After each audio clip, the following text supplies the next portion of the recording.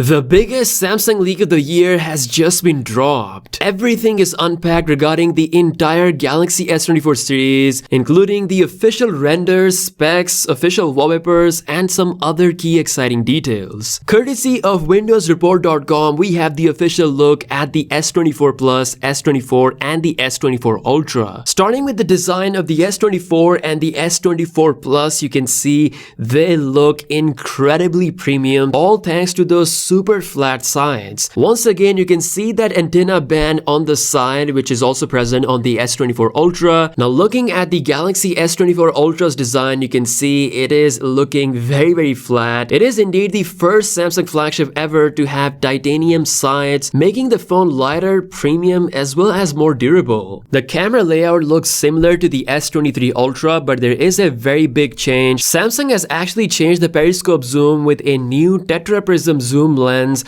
which is looking kind of similar to how it is on the iPhone 15 Pro Max. Now, why did they switch to a tetraprism zoom? Well, the zoom is not 10x anymore, it's actually a 5x optical zoom. It's a bigger sensor with a larger aperture size to get more light than last year's sensor. Because of the tetraprism design, just like Apple, Samsung can also include their top-of-the-line image stabilization with the zoom sensor in order to give us incredibly stabilized zoom shots. And here we have the official Galaxy S24 Ultra colors, and apparently these same colors are for the S24 as well as the S24 Plus. Now, just to clear any confusion, titanium is only exclusively coming to the Galaxy S24 Ultra model. Now, Samsung has done a massive change to the internal cooling chamber on the S24 Ultra. It's now packing a 1.9 times bigger vapor cooling chamber compared to last generation, making sure that the overclocked Snapdragon 8 Gen 3 performs to its absolute limits